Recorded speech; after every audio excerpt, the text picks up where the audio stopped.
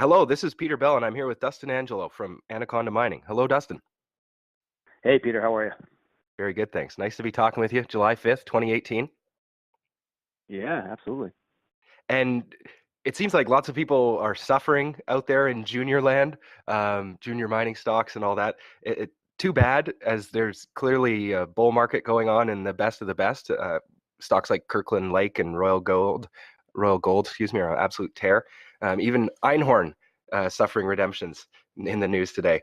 So, not looking to you so much, Dustin, to buoy our spirits, but I have to ask, increasing the offer for Maritime to 100% premium, that news that came out this week, it kind of left me wondering if us as Anaconda shareholders get to vote on any parts of this transaction.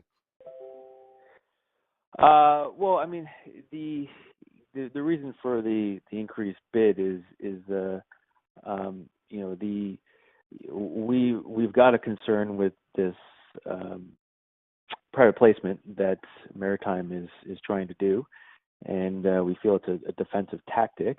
We believe that we can offer a compelling alternative to that, and we feel that by in the way that we've structured our latest press release and discussion about this to the market is that we're asking the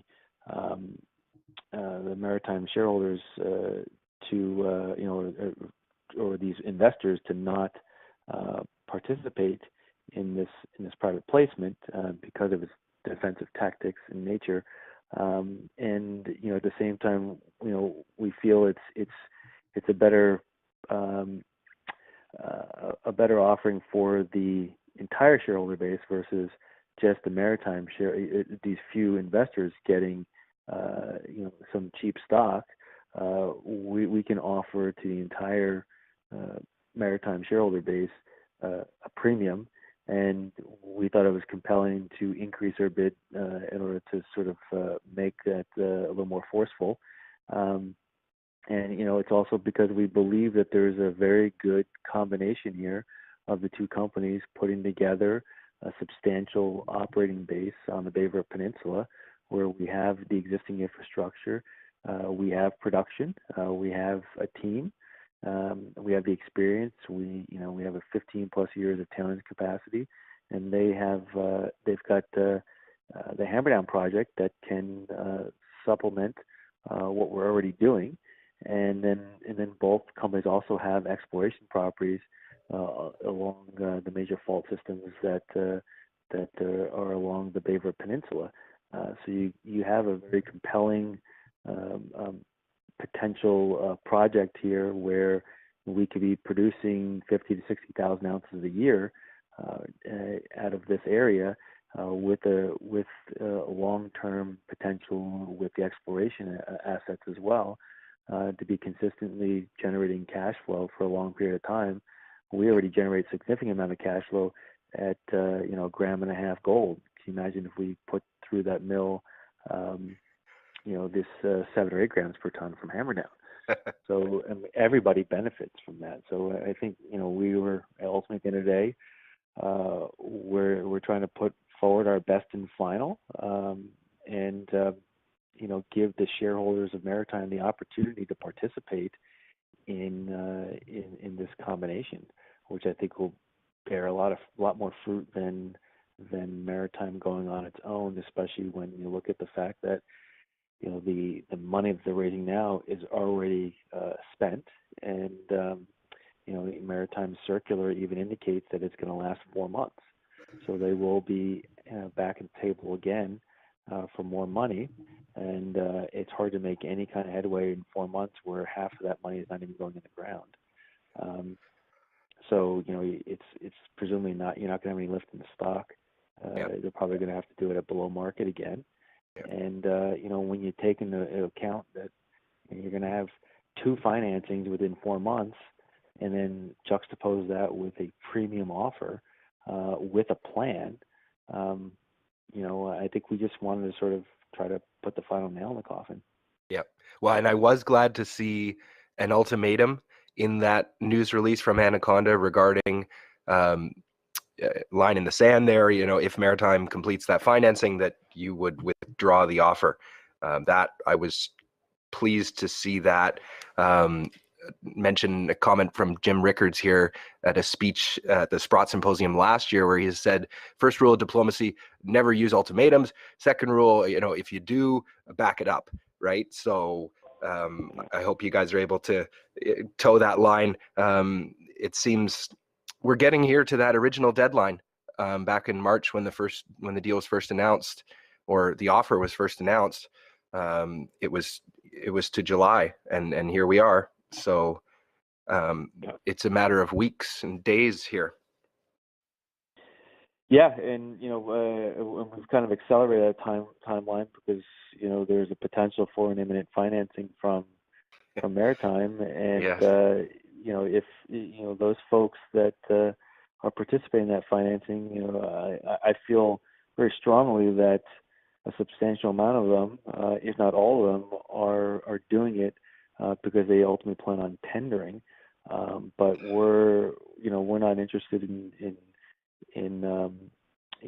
having to pay a premium for that cash when that cash is certainly not going to be in the treasury when we close, because they got to pay all these outstanding bills.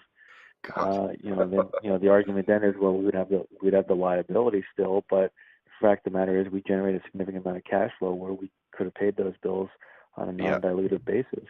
Yeah. So it's a situation where if they want to pull the trigger on it, if they're going to run the risk of buying Maritime paper and having to stick with Maritime paper and not being able to convert it into Anaconda.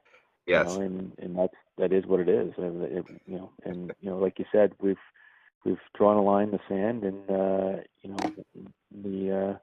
we have to follow through on what we're saying. Yeah, I'm also glad to see you embracing the publicity machine as much as possible there with the web conference. I listened in on that, and it went very smoothly. Great to see you and the team there, the COO and the CFO, and yourself. Very impressive, the trio. Yeah, and that was purposeful. I mean, I think one of the key attributes that we feel about our company, and then as it relates to this transaction, is that we have a very strong team. It's people hear from me because I'm the one doing the interviews and on other videos and whatnot. But it's truly a team effort, and there's a strong team that's with me. And I wanted to show the Maritime shareholders that I can't put everybody on camera. There are not enough seats, but I think they got a taste of our CFO and our Chief Operating Officer, and they're very, very strong individuals and very capable and experienced managers for their part of the business, and that's what we bring to the table. And we have many more people like that at various positions. Yeah. And so I wanted to at least show the Maritime shareholders a little bit of what they could be getting as opposed to the management that they've got currently. And there was another video recently the company published, a 25-year-old geologist, name escapes me, sorry, but talking about exploration. And that, again, was another piece that I thought was very compelling, particularly if Maritime has a shareholder base in that local community. They might be able to recognize that person who is speaking as somebody who's from Newfoundland, from that area. I don't know the details of that, but I suspect that might have really struck a chord with the local presence that you guys, you do have. Yeah, I would hope so. I mean, I think we've got a very young workforce. We've got a lot of folks that are in their 20s and early 30s that are in management decision-making positions, and we've got a culture of essentially a meritocracy where those that can do and achieve will we look to those people to be the leaders. Like, it's not just about Yeah. seniority. And Yeah. there's a lot of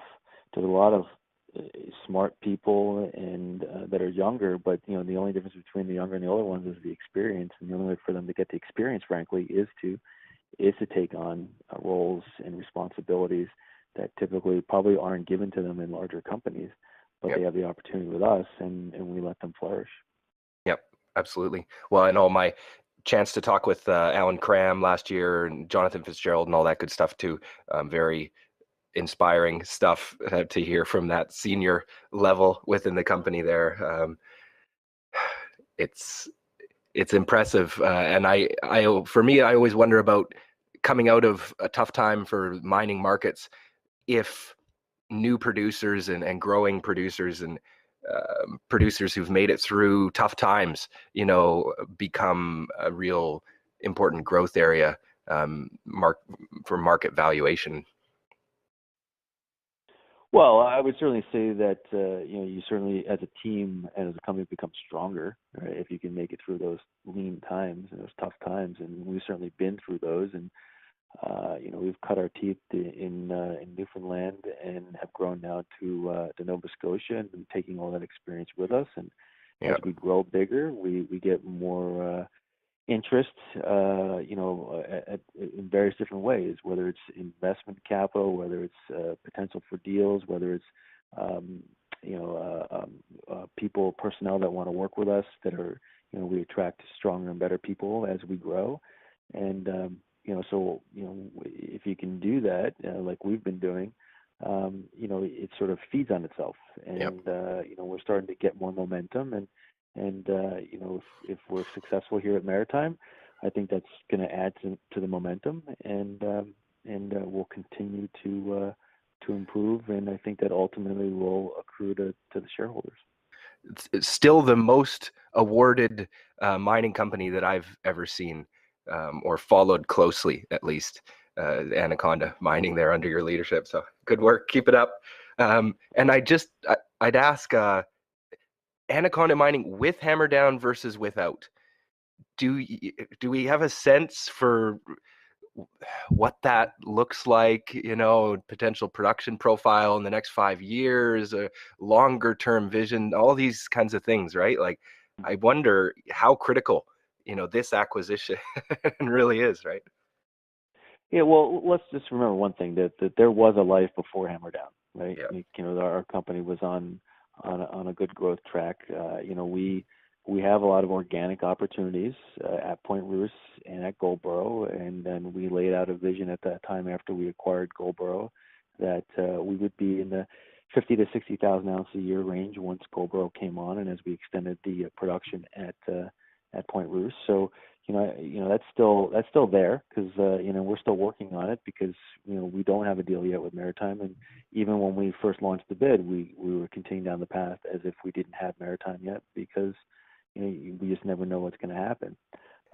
So we have the growth opportunities there, and then there are other acquisition opportunities within Atlantic Canada, and we continue to look at those. And if we're not successful with Maritime, then we'll move to the next one, and we'll find other areas to grow. There's certainly opportunities within Newfoundland and Nova Scotia, the two areas that we like to focus on right now.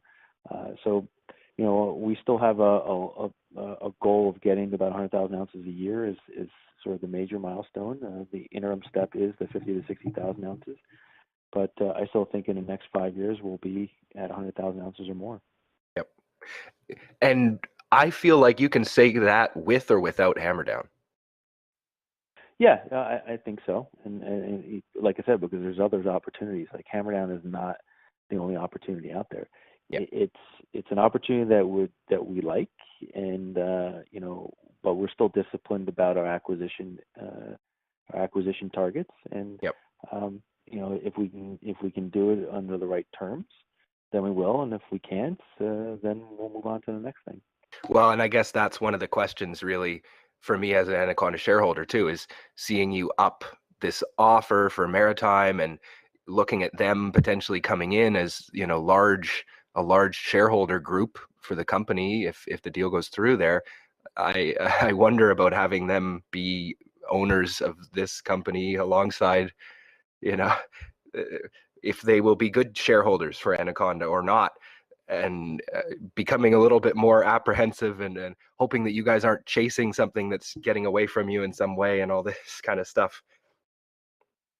Well, right now, based on our last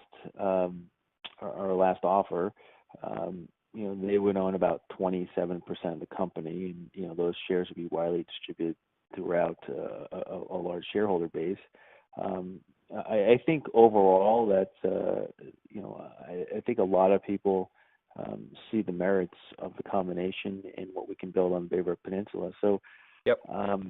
we're offering stock, an all-stock deal. It's typically in takeovers you see all cash, Yeah. but we're doing that because obviously cash in the junior mining business is pretty sacred, and we also want to afford the opportunity to the shareholders of Maritime to be able to participate in what we see is tremendous upside in the potential of a re-rating of the company, the combined entity, because of putting these assets together. And don't forget, and I think people sort of lose sight of this, and not purposefully, but they do, is that we still have Goldboro, right? So like when you put together what we can do on the Bay River Peninsula, plus having Goldboro down in Nova Scotia, Yeah. that's a pretty substantial asset base from which we can generate a significant amount of production. Yep. And that would be the goal, to get to about 100,000 ounces a year. So I would think that the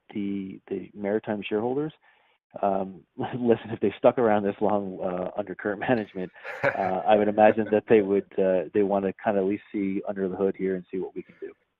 Yes. Well, and to that, it's concerning again to read in your latest news release mention of uh, maritime management not looking into the data room or something to that effect. Is there any detail or clarity you can provide around that comment? Well, what we were responding to was the fact that in one of their prior press releases, they had mentioned that we had opened up a data room to them, but they essentially said that we provided mostly publicly available information, which was completely and utterly false. I mean, we opened up a data room to them and provided them with a lot of information that you wouldn't find in the public domain. We gave them the underlying block models, the drill hole databases, our 2018 budget, our 10-year financial model with all of our properties, including Hammerdown, projected out. We provided them a lot of information about permitting, pit designs, tailings facility designs, all of our exploration, geophysics, geochemical work, everything to sort of get their head around the potential for mineral resource expansion around Goldboro and Point Roos, and even some of our satellite exploration sites. This is all stuff that's not in the public domain, right? Yeah. And so it was kind of perplexing that they would say such a thing, that it was mostly public information when it wasn't. So we wanted to respond and make sure people understood that we opened up a data room because, again, we were trying to reach out and be able to find a way to engage them. And they had said early on that they didn't have the ability to assess our offer because they didn't have enough information to evaluate our company. And so we set out to answer that for them by giving them all this information. Yeah. And the fact that they responded once and asked for some follow-up information, some of which was already there. It was just, I think it was in a different part of the data room. And then there was some stuff that we had to provide more information, which we did. But other than that, they haven't engaged us about it. So typically you'd have a kickoff call for these types of situations to look through it, help be more efficient. We're looking through the data room, showing what's in there, and they didn't want to have that call. We followed up multiple times. And typically when you're looking through a data room and you're looking through information, you're going to have questions, right? Yeah. And questions about the data, not just about whether something's in there or not. And they never came back with any questions, which I kind of find Yeah. perplexing or puzzling, because if they truly were doing a deep dive into our company, they would have come up with questions. So that just leads us to believe that they didn't really look through the data room. They may have said that they did, but you know, it just wasn't the back and forth you would expect for such a situation. So Yeah. again, Well, just another way for us to try to be accommodative. good to hear. I can appreciate how difficult it might be based on everything I've learned about Anaconda over the last going on 2 years now. There's a lot of moving parts, a lot of different aspects of the company, and trying to understand all of it, um, and determine whether or not that it's appropriate to proceed or support the proposed transaction from Maritime's perspective. That's a huge undertaking.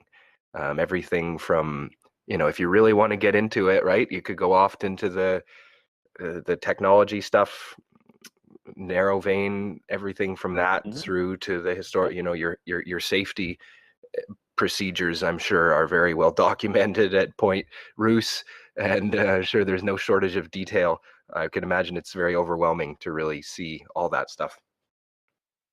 Yep. And so that's why you'd think that you have some back and forth to help them through the info to kind of make it a little more efficient, but that never happened. Well, and good to see you guys raising some flow through as well recently. Yeah. That sent kind of I was very pleased to see that as a signal of you committing to do some serious exploration work here. I don't recall if that was earmarked for Goldboro versus stuff in Newfoundland. And I'll ask the bulk sample. Does that flow through eligible to be used towards that the bulk sample at Goldboro, or is it really drilling and prospecting work? It's really drilling and prospecting work. The bulk sample isn't flow through eligible, Okay. but we have already basically found the financing for it. Like most of it can be internally generated, and then Great. there's because there's gold in the ore that we'll be processing. There's the ability to sort of pre-sell that production. So between that and internally generated cash, we expect to be able to finance the bulk sample. The bulk sample is taking a little bit longer because the permitting process is taking longer. Yep. We've been held up a few times, and are kind of working through it. And fingers crossed, we'll have it within the next month or two. It seems that Nova Scotia has had some challenges there, some wrinkles at the end of the development stage for Atlantic there, with maybe some stop go around what needed to be permitted with their the full leach pad that they had, right? It sounded like there might have been some confusion. I don't know if the company side or the government side, but hopefully Nova Scotia can figure out that mining's important and that there's good potential for it in the province there. Yeah, I think I think that they are supportive, and we certainly want to be helpful to them. I think because there's more activity now, I think the number of bodies and the focus on it is probably just needs to be improved. But Yep. I think that they ultimately want to have it there because it's especially in the rural parts of Nova Scotia. But there might be some teething pains here as we sort of get through these issues. But we're open to working with the government in order to sort of make it a process that is transparent and we know what the rules and the goals are, and so that everybody gets what they need out of it, but ultimately that we get our permits. And to ask about one of these images in your slide deck there, slide 8 from the June version, consolidation in Atlantic Canada. There's so many little yellow dots all around the area. Approximately 16 projects greater than 11 million ounces of gold in Newfoundland, Nova Scotia, New Brunswick. It's very exciting to read about you guys positioning yourself as the consolidator in the region. That sets up some pretty important discussions down the line, depending on how you're able to execute on that strategy. Is that with if I wonder about this and the maritime thing, right? Like the Oryx deal that was closed, and Goldboro, great acquisition. And if the maritime deal doesn't go through, I don't see it really sinking your chances to, continue to be the consolidator in the region. I wonder what you have to say about that vision for the company. Well, yeah, I think we touched on it a little bit before. As you said, that there's a lot of projects in Atlantic Canada. I think that the opportunities are still there for us. So, again, we'd like to do the maritime deal. If it doesn't work out, there's other deals that we can do. There's certainly things that we can focus on. I think that the opportunity is still there within Atlantic Canada because a lot of these projects are below 1 million ounces, and they're below they're off the radar of a Yeah. lot of folks. And I think that they, for the most part, they may struggle as standalone operations. So putting them underneath the same infrastructure, same management team, doing a consolidation, using some of that infrastructure in whole or part, I think is sort of where these properties are right now. In the absence of some significant exploration and around some of these properties and really building them out from a mineral resource perspective. But as they stand now, they're on the smaller side. So you got to sort of people leverage off of what you got already. Yeah. I think that a lot of these projects have the ability to get much larger, and that's sort of part of our thesis is that we buy them now and we build them, and then put them into production. Yeah. Goldboro is just a great example of that. I mean, we've drilled over almost 12,000 meters Yeah. since October, and That's great. we keep hitting mineralization, and it's open in all directions, and we keep finding more down plunge, down dip, and then a long strike. I mean, it's been a very good drill campaign, and now we're excited, as I mentioned before, the flow through. We're excited about the lion's share of that money will go to Goldboro because there's just a lot more to do there. Certainly. But it's got the potential to be a much bigger deposit, and we keep finding new things about it. So in this last press release that we put out today, there's these broader areas of mineralization, and we're trying to determine whether they're fault associated, but we're seeing a trend, and we're going to continue to follow up on it. But that could be a nice additive to the overall deposit. So it's been we're pleased that we were able to raise the financing, and we brought in 4 institutions. So we're starting to get a lot more institutional following, which is important. We also raised a fair amount of money, $4.5 million, in a market that's been fairly tough to raise capital. Yes. So I think it's sort of a testament to what the potential is at Anaconda, and people are recognizing that. Well, and how much of a surprise Goldboro was, I think, for a lot of people as well. Certainly not something I knew anything about. And even when that deal with Oryx was first announced, scratching my head a bit, what is this Goldboro thing? Well, trust Dustin and the team to do a good job and find something of value anyways. Glad I did, because I've been very impressed by what I've learned about it since. And to imagine what else may be overlooked, unknown, out there in the region, that's pretty exciting and a surprise. Very, very hard to look around that corner, I think, for a lot of people too, right? Yeah, and that's the blue sky potential, embedded within the consolidation strategy, right? It's Yep. like you're Yep. you're presumably taking undervalued assets, and if you could put the right team in with the right capital and the experience, you can turn something that's seemingly of little or no value, or people just can't get their head around, to all of a sudden being able to dust it off and show what kind of value it really has. And if we can do that multiple times with multiple projects, um, suddenly you got a pretty big company. Yeah. Yeah. And from humble beginnings for the most part too, right? It's one thing Yep. to find something and develop it and have a single asset development story, or even a collection of assets, kind of Atlantic Gold, great success story with that. But they were really stewards of those projects from exploration stage, right? And so there is that runway of taking things into production, and you guys as well. Point Roos, Pine Cove hit, and then Argyle, Stoggertite, and all that. Um, I wonder about Argyle and Stoggertite versus Hammerdown. Have you made much comparison there between those two?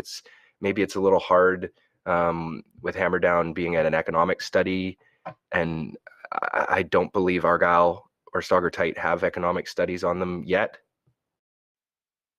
Well, I mean, they're complete different types of deposits, right? Yeah, The metallurgy, the grade. I mean, like they're different. I mean, they sit in, I guess, they're on the Bay River Peninsula in maybe similar rocks, but there's some markedly different characteristics about them. I mean, Argyle and Stoggertite are very close to our mill. They're lower grade relative to Hammerdown, but it's pretty good grade for being 3 to 4 kilometers away from the mill. yeah, So on a sort of a distance adjusted basis, they're pretty good deposits. Um, you know, um, we look at the all these deposits, including Hammerdown, if we're successful in acquiring it, as they're mill feed for our mill, and we basically at the outset we would expect at this point, given what we know, that we'd probably displace about 400 tons a day of local ore nice. and feed in Hammerdown. So you're basically displacing lower grade ore for much higher grade ore. Yep, And then with Hammerdown, as has been noted many times already, it's you don't need to float Hammerdown ore. It's a whole ore leach process. So you bypass flotation in our circuit, and which means you can recover a whole lot more, on the order of what Nugget Pond had done in the past. And then you probably batch process it, and then you would run the rest of the time. You would run your local ore yep, until the point where we saw it made sense to if we saw a longer term plan or vision, maybe we buy a separate crushing and grinding circuit for Hammerdown ore, and then we run them side by side. yep, There's some things that still need to be worked out yep. with respect to both deposit areas, right? Hammerdown and the Point Roos area. So, but there's no matter how you do it, there's tremendous upside with the synergies. Well, and this is one of the fundamental aspects of the company that you've been talking about since I first met you in 2016 there, right? It was first, we were talking Viking and Thor as a potential satellite feeding to the mill. And then there's Goldboro. There's a great potential to do similar things there. And now Hammerdown. It's very good to hear consistency and strategy. It's not, particularly difficult to keep focused on that necessarily, but still, companies may find it difficult nonetheless. So, at least I appreciate the consistency there in the vision that and what you're talking about strategically. Yeah, So, I mean, that hasn't changed, right, from yeah, the get go. I mean, the finer points have. I mean, Viking has fallen out of, as Goldboro came on, Viking fell out of that, sure. and Point Roos has always been there, and now Hammerdown may be coming in, and certainly any other acquisitions are, part of that vision. So, it's there's it's pretty natural for um, companies to sort of go through changes just because of internal and external issues that arise, and things you can and cannot control. But I think overall we've been pretty consistent with where we're trying to get to, Yep. how we get there has changed over time, but the vision has stayed consistent. Yep. And I think that goal um, is appropriate for where we are in the market cycle. Hard to predict the future, but growing production always a good idea. I'd ask Yeah. the Goldboro, the bulk sample. Is that Hmm. have you communicated anything publicly about where that bulk sample would be taken from, or what to expect from that? I think we've communicated that it's going to be near where the old workings were, and it's pretty near surface. It's going to be an underground bulk sample. Okay. Um, so I think we've provided Okay. minor detail, but Well, but and I gather that there are some exposures of some of the veins in the decline, I believe. Haven't had the chance to see it with my own eyes, and I don't know that I'd recognize it for what it is, even if I did. But I have gathered that there are some exposures in the old workings there of some of the vein systems. So it's possible for you to potentially go there and do some bulk samples from some of the richest material potentially. I don't know that would, that might get some of the geologists back up a little bit with cherry picking, not giving you representative material, but may help uh, impact your production, gold production. yeah, I mean, obviously you want to be able to find the highest grade, right? But like the goal of the bulk sample really um, is to get a sense of the underground conditions, get a sense of grade control, get a sense of how the block model will reconcile to what actually goes in the mill. So, at the end of the day, I would caution anybody thinking that the the mark of success is how many ounces or how much profit we make from the bulk sample. Yeah, It's about information gathering too, right? It's just as important as drilling holes, right? So we have the opportunity to be underground, learn about what the conditions are like, figure out our grade control techniques, and yeah, and reconciliation. I think those are, in the long run, those are a lot more important than yeah, whether we make a huge margin and find the greatest grade. I mean, we may even pick an area that's not that great of grade. Maybe we break even. Not suggesting we're going to do that, but it's the information we want to get out of it, which is probably more valuable at this point than anything. certainly. Yeah, it's a complicated deposit, it sounds like, there with there's some wild variation in grade. Some of the high grade results that you've reported there, very impressive numbers, and all the visible gold, it should get people excited, but it raises a lot of technical challenges for how to model it. Um,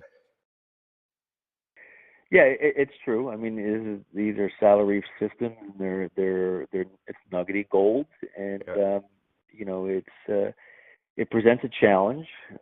But these types of systems are being mined in other places in the world. They're being mined down the road from us in Atlantic Gold. So it's not like you can't mine them. You yeah, just need to have you need to have all the information. You need to have the right team in place, yeah. and you need to be prepared. And speaking of Atlantic again, one of the slides in the deck near the end, valuation.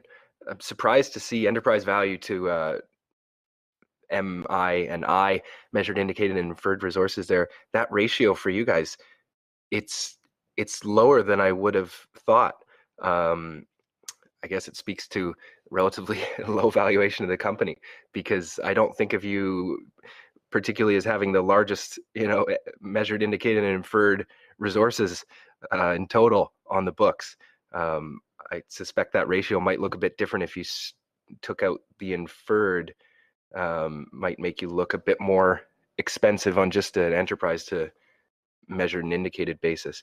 But nonetheless, good to see Anaconda Mining trading at a relatively cheap valuation compared to Atlantic specifically there. Well, yeah, I think you can look at these things a lot of different ways, right? So that was one that it's a high level view of valuation, a metric that you can kind of use across a lot of different companies. Yeah. And yeah, I mean we are on the lower end of the valuation curve right now, and I think that in my mind that points to the potential upside in the stock if we can execute on our plan. Right? Atlantic Gold has done a tremendous job, and they deserve their valuation. And but they had to start from somewhere too, and they did a lot to grow their asset base, reduce their financing risk, and then execute on their plan and do what they say they were going to do. And with that, they're being rewarded. And I believe if we can do the same, we'll eventually make it up that curve. Yep, agreed. And pieces in place to take annual production to approximately 50 to 60,000 ounces by 2021. That's a statement I like to hear. Yeah, well, that's Point Roos and that's Goldboro, right? So we have those ounces in house already, and mostly on the Goldboro side, and we got some work to do on the Point Roos side. But we believe those ounces are there, and in the case of Point Roos, I mean, we're looking to replace 16 to 18,000 ounces a year, so it's not a high hurdle, right?